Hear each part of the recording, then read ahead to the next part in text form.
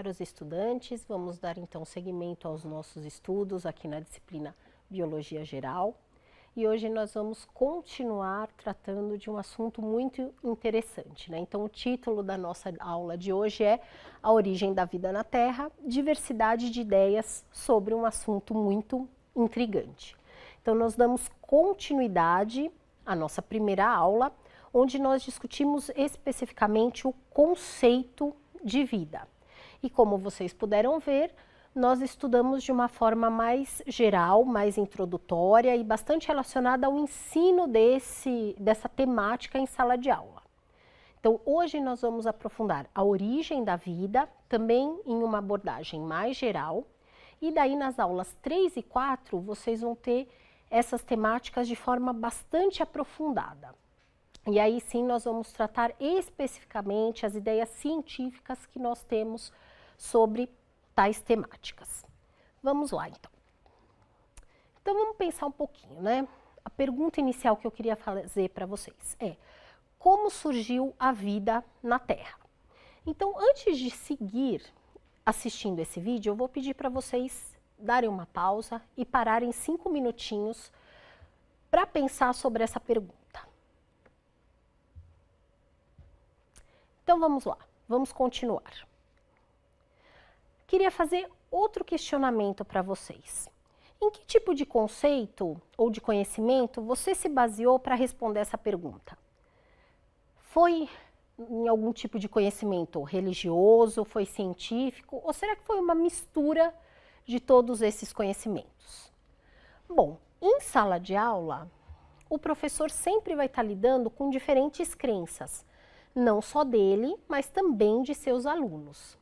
E essas crenças muito diversificadas são justamente o que vão moldar, né, o raciocínio do aluno e é caminhando junto com essas crenças que o professor de ciências tem que trabalhar.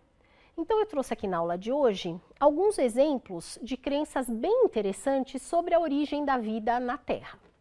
Então o primeiro deles é um mito, né, o mito do índio e do tamanduá, que ele está relacionado com indígenas, né, Caingangue. Eles são tribos que vivem no norte do Paraná, atualmente. Então, essa tribo, tem um mito que fala que o seu povo surgiu a partir da terra, ele brotou da terra e por isso ele tem essa cor que é típica, né, dos indígenas. Teriam nascido, a princípio, 2 irmãos, que eu não consigo ler o nome deles, pessoal. Mas esses 2 irmãos teriam dado origem a todas as coisas vivas, incluindo os animais. Então, os 2 irmãos sempre disputavam muito para saber quem criava o bicho mais diferente ou o bicho mais feroz. Um desses irmãos resolveu criar o bicho mais feroz de todos, que seria justamente o tamanduá. Ele trabalhou durante toda a noite, colocou as garras muito fortes do tamanduá, mas bem no momento em que ele ia fazer a dentição e a boca do tamanduá, amanheceu e ele não pôde mais trabalhar. Então ele pegou um cipó, que já tinha sido criado, e colocou na boca do tamanduá. Por isso que ele tem essa forma tão estranha. E daí essa seria a origem da população humana e também da biodiversidade, que é uma explicação muito diferente da explicação que os cristãos têm, né, que é toda baseada no livro da Gênesis.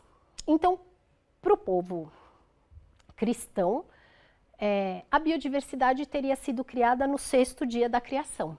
Trouxe aqui uns trechos, né, para a gente ver. Produz a terra seres vivos viventes segundo as suas espécies. Animais domésticos, répteis, animais selvagens segundo as suas espécies. Mas não só os animais, também os vegetais, né? Então, teria sido produzida todas as árvores em que se há frutos que dê sementes. No Oriente também a gente tem mitos muito interessantes sobre a criação do universo, né? Então, o mito de Pangu é um mito chinês, que diz que no princípio tudo era caos, existia o Yin e o Yang. O Yang era mais escuro e deu origem ao céu, E o Yang era mais claro e deu origem ao céu, e o Yin era mais escuro e deu origem à terra. A partir dessa separação, nasceu então o guerreiro Pangu. E todas as partes de Pangu deram origem ao que a gente conhece atualmente. Então, por exemplo, os rios, eles foram formados a partir do sangue de Pangu. Todas as populações e a biodiversidade foi formada a partir das pulgas que habitavam Pangu. Né? E aí tem outros tipos de figuras de linguagem para falar sobre a origem da biodiversidade. Então, como a gente viu aqui nesses 3 exemplos, né? Então falando um pouquinho sobre um mito indígena, um cristão e um do Oriente, nossas crenças iniciais, inclusive sobre a origem da vida, elas estão muito relacionadas com alguns fatores marcantes, né? Como o local onde nascemos, as ideias de nossos familiares e amigos, as concepções que aparecem nos meios de comunicação e os conhecimentos vistos na escola. Além de muitos outros conhecimentos, muitas outras inter-relações que a gente estabelece no nosso dia a dia. Então, na verdade, são todos esses fatores que contribuem de forma decisiva para a construção da maneira como nós vemos o mundo. Então, até agora, a gente estava falando de maneiras mais relacionadas com o quê? Explicações científicas? Não. Né? Apesar delas terem muitas diferenças, todas elas são o que a gente chama de explicações sobrenaturais para o fenômeno da origem de vida na Terra. Então, a partir de agora, nós vamos nos voltar para o intuito e para esse lugar da onde nós falamos, né? Que é o lugar acadêmico, o lugar científico. Então, nós vamos estudar a partir de agora as hipóteses e as ideias, começando por uma abordagem histórica do que se pensa atualmente sobre a origem da vida. Antes disso, eu gostaria de fazer um parênteses, né? A gente espera um pouquinho para falar isso.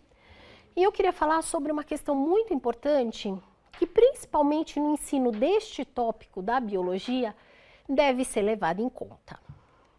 Então, eu queria falar um pouquinho com vocês sobre a importância dos conhecimentos prévios na aprendizagem, ou seja, sobre a importância do que o aluno já conhece, já entende. Então, como eu já falei um pouquinho na primeira aula, nós só formulamos o novo conhecimento a partir do que conhecemos ou acreditamos. Daí surge uma necessidade muito importante, que é a necessidade de levantar essas ideias que os nossos alunos têm. A gente precisa incorporar isso à nossa prática. Vocês já devem ter reparado, inclusive como estudantes, que tem muitos livros didáticos que tem uma primeira página, né, que traz frases do tipo para conhecer, introduzindo o tema, e daí eles trazem uma série de perguntas. Muitas vezes, pela falta de tempo, o professor pula justamente essa primeira parte. A gente não deve fazer isso, né, porque realmente entender o que o nosso aluno pensa sobre o assunto tem que ser o ponto de partida para a gente poder tratar o assunto. Bom, eu vou trazer um exemplo aqui, na verdade é uma história que eu gostaria de contar para vocês, que ela é um trecho de um livro que chama Peixe é Peixe, e que eu acho que ajuda a exemplificar bastante isso que eu estou falando para vocês. Bom, então era a história de um girino e um peixe. Os dois moravam numa lagoa, e eles tinham o grande sonho de conhecer o ambiente terrestre fora da lagoa. Bom, o que aconteceu? Com o tempo, o girino foi adquirindo patas, virou um sapo e conseguiu sair da lagoa. Ele foi para fora, viveu um pouco lá fora da lagoa e voltou para falar com seu amigo peixe. Bom, e daí ele, muito entusiasmado, contou tudo o que ele tinha visto para o peixe. Ah, meu amigo peixe, lá no ambiente terrestre tem os seres humanos. Eles vivem em 2 patas, eles andam e eles usam roupas para se cobrir do frio. Eles também usam aparatos em sua cabeça que eles chamam de chapéu. Tem seres humanos grandes, seres humanos pequenos. Mas além dos seres humanos, eles também têm outros animais, como por exemplo, animais que voam, que são as aves. Ah, também tem a vaca que dá o leite. Bom, resultado, os dois ficaram muito felizes, porque o sapo tinha certeza que o peixe tinha aprendido tudo o que ele tinha ensinado. E o peixe estava tranquilo. Ele falou para o sapo, não, realmente eu entendi tudo. Bom, agora eu vou mostrar para vocês uma figura que é retirada desse livro e que ilustraria mais ou menos o que aconteceu. Bom, então essa é a figura, né, que estaria dentro da cabeça lá do peixe. Ele entendeu, né, o que eram os seres humanos, que eles usavam chapéu, que tinham os grandes e os pequenos, também tinham aqueles que voavam, tinha a vaca que dava o leite. Só que é interessante notar que tudo está construído em cima da estrutura peixe. Por quê? Porque é o que o peixe conhece. Então, muitas vezes, isso acontece em situações reais de ensino, né? Como professores, a gente acha que o aluno está entendendo tudo. E o aluno, na cabeça dele, também está achando que está tudo perfeito. Só que o ensino e a aprendizagem não estão sintonizados. Então, por isso eu queria introduzir essa ideia da importância dos conhecimentos prévios nesta aula. Retomando, então, também um pouquinho do que a gente falou da outra aula sobre perfil conceitual, né? Então, ao ensinar biologia, não só biologia, mas as ciências no geral, é bem importante pensar nesses aspectos.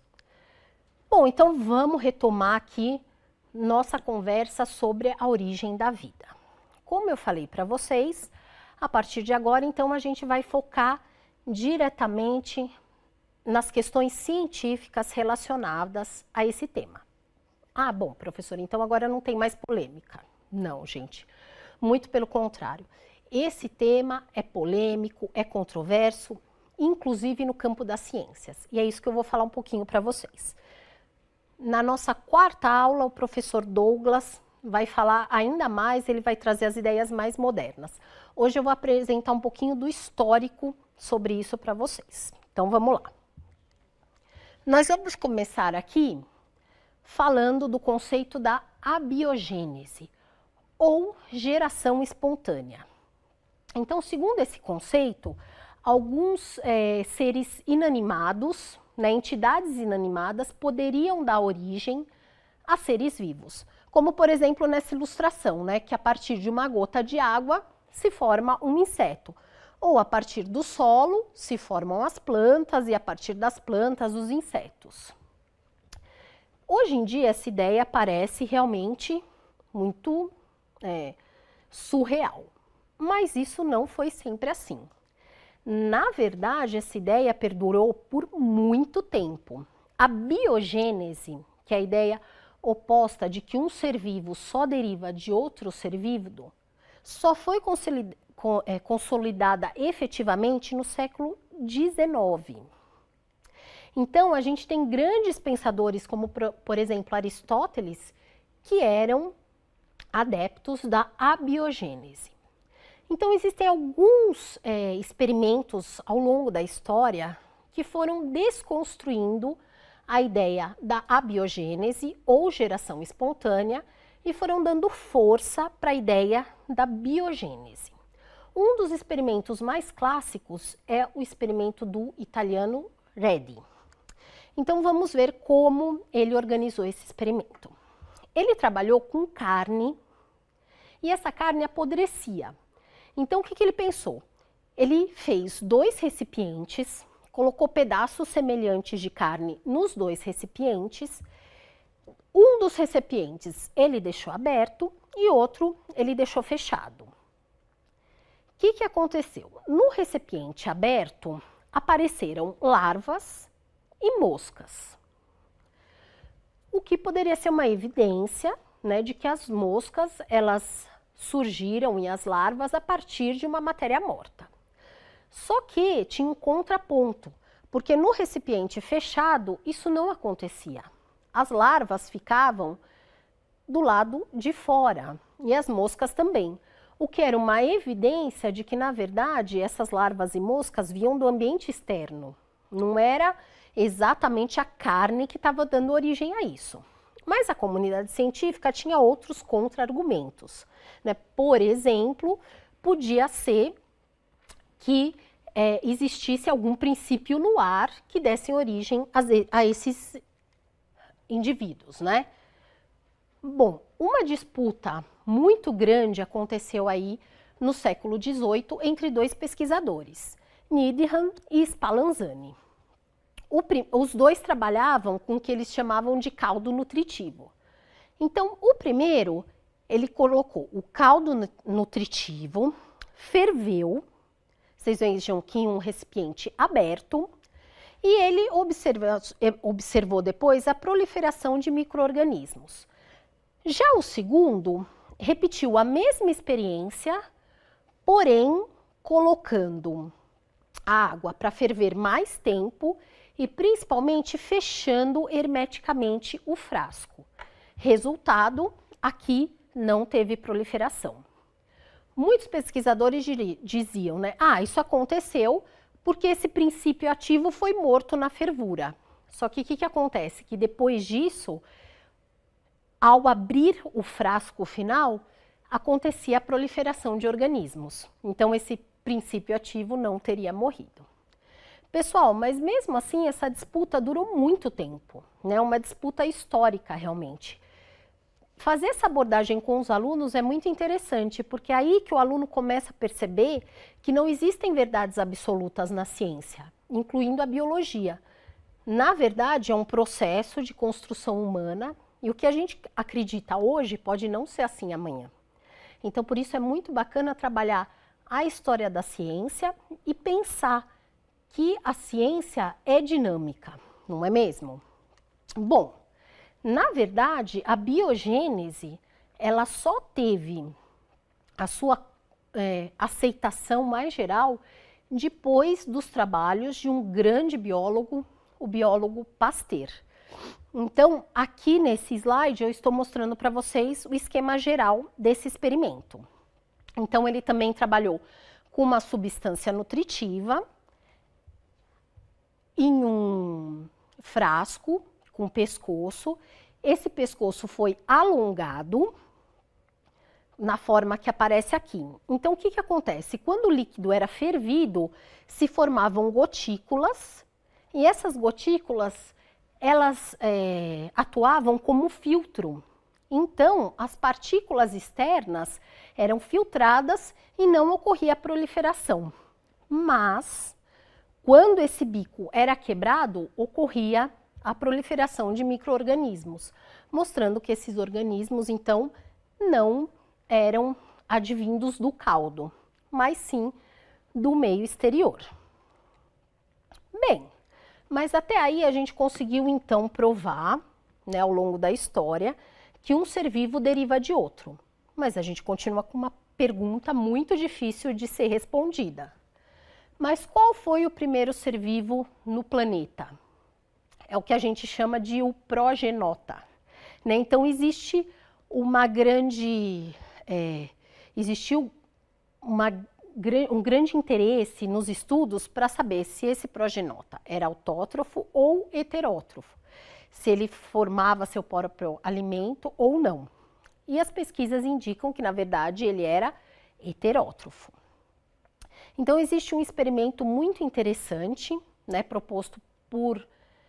existe a hipótese muito interessante proposta por Oparin e Sanderson de que as moléculas mais simples, né, em uma atmosfera redutora, que já tinha sido postulado na época por outro pesquisador, formariam aminoácidos. Então, um seguidor, Miller, em 1953, bolou um experimento muito famoso em que ele colocava gases que conferiam uma atmosfera redutora e descargas elétricas. E a partir disso, ele realmente obteve moléculas de aminoácido. Então, agora a gente vai mostrar para vocês rapidamente um vídeo que mostra o funcionamento deste experimento.